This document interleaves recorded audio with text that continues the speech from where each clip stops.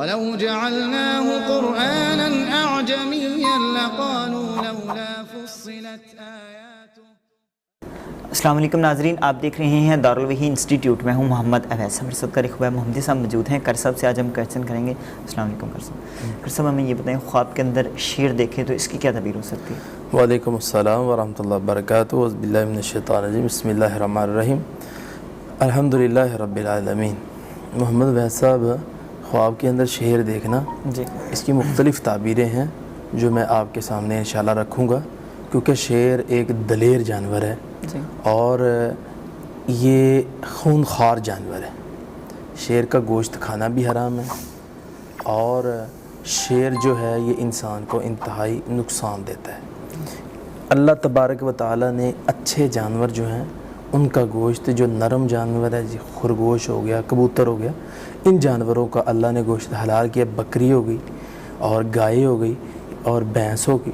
یہ چیزیں جو ہیں یہ نرم جانور ہیں، ایسے خون خوار جانور نہیں ہیں. تو ان کا اللہ نے گوشت حلال کر دیا کیونکہ انسان کے اندر انسانیت رہے. شیر جو ہے یہ جب بھی دیکھے گا چیر پھاڑ دے گا. تو اس لیے اس کا خواب کے اندر دیکھنا بھی قوی دشمن کی دلیل ہے کہ پیچھے کوئی قوی دشمن ہے اور لیکن ہے وہ کریم اور مہربان، لیکن اندر سے وہ دشمن ہے تمہارا بہت بڑا.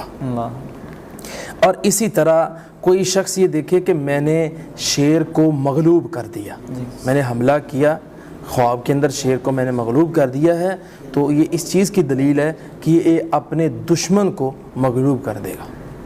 ریل زندگی کے اندر دشمن اس پہ غالب نہیں آ سکتا.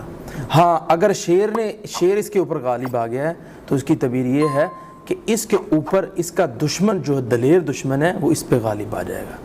ہاں اگر خواب کے اندر ویسا شیر کے بال دیکھتا ہے، شیر کا چمڑا دیکھتا ہے، شیر کی ہڈیاں دیکھتا ہے، تو پھر اس کی تعبیر یہ ہے کہ جتنا مال دیکھا ہے یا جتنے بال دیکھے ہیں، جتنی ہڈیاں دیکھی ہیں، اس کی باقدر اس بندے کو مال و دولت اللہ عطا کرے گا.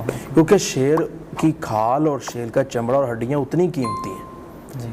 تو اس لیے اللہ تبارک و تعالیٰ اس کو اتنا ہی مال و دولت، اور جس طرح سانپ ہے، سانپ کی جو زہر ہے، زہر سے مراد خزانہ ہے، تو اسی طرح شیر ہے، شیر کے بال، اس کی ہڈیاں، اس کا چمڑا، اس سے مراد مال و دولت ہے. اللہ رب العالمین اسی قدر اس کو مال و دولت عطا کرے. بہت شکریہ. جی ناظرین، اگلے پروگرام میں پھر حاضر ہوں گے. تب تک کے لیے ہمیں اجازت دیجیے. اللہ حافظ. بہترین صدقہ جاریہ حاصل کرنے کے لیے اس ویڈیو کو لائک کریں، شیئر کریں اور کامنٹ کریں.